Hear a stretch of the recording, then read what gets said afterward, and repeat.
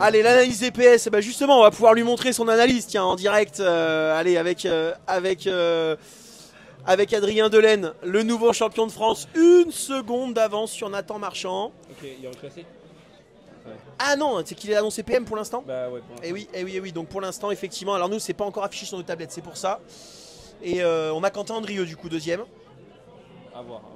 On va voir tout ça. En tout cas, toi, t'es bien classé. Ouais. Adrien, allez, on te laisse l'analyse de la course.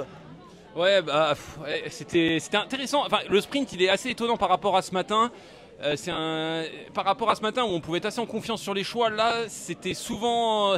c'était pas évident de savoir si on était le bon choix. Assez malaisant pendant qu'on courait. On sait jamais trop où est-ce qu'on est, donc c'était pas facile.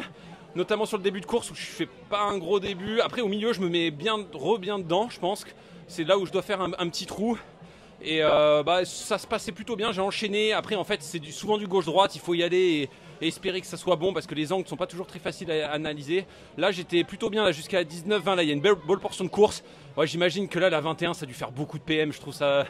J'ai trouvé ça un peu vache. Le poste juste avant, il fallait faire vraiment gaffe. Moi, j'aime bien, je sais qu'il faut que je vérifie.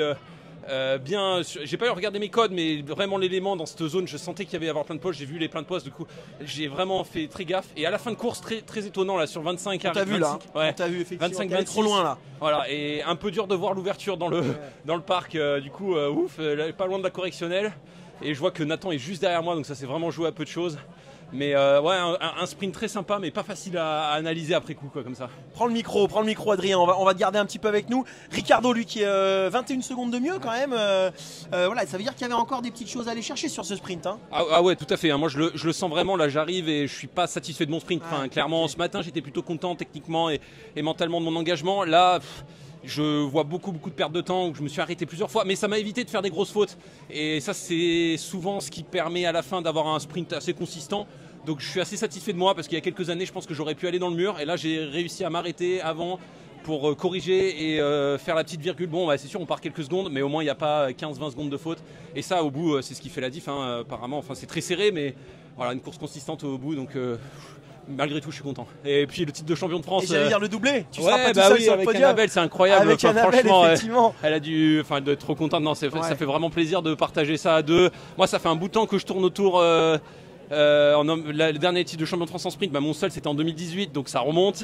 Donc ça faisait un moment que je tournais autour. J'étais pas passé loin. Je me souviens à Béziers où j'avais pas passé loin à chaque fois. Il y a un petit truc qui va pas. Et là.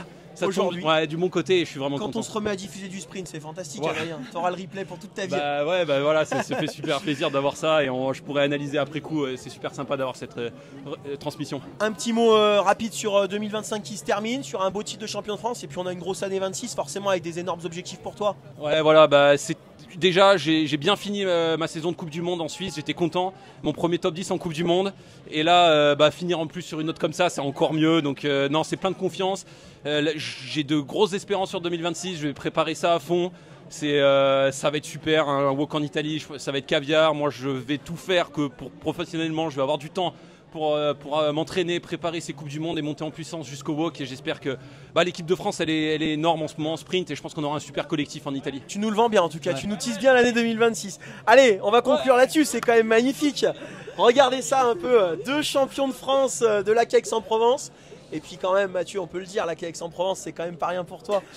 Reprends un petit coup le micro, ça fait plaisir ce championnat de France. Oui, mais alors pour le coup, je pense qu'il faut quand même leur donner le micro à eux, parce que c'est eux qui ont couru. Moi, j'y suis pour pas grand chose, même si évidemment ça me fait très plaisir.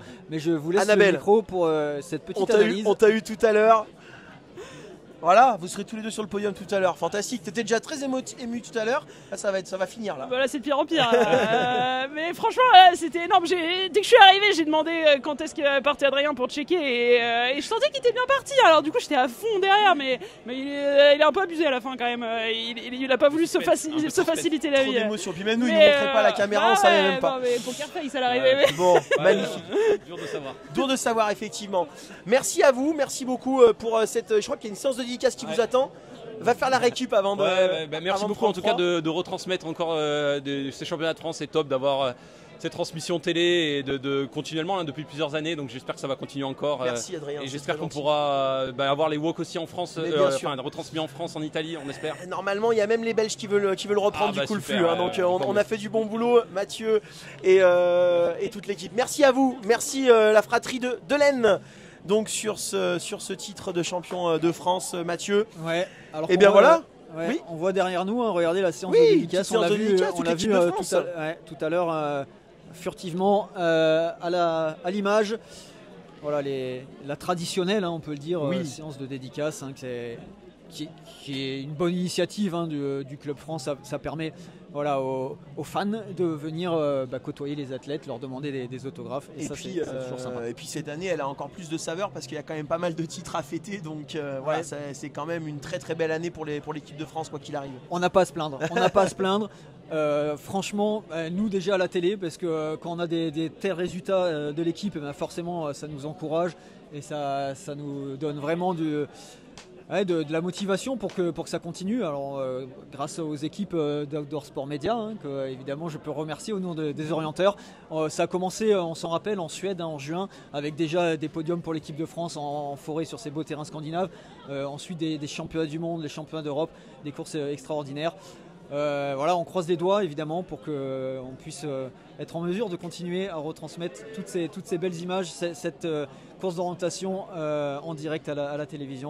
C'est quand même formidable.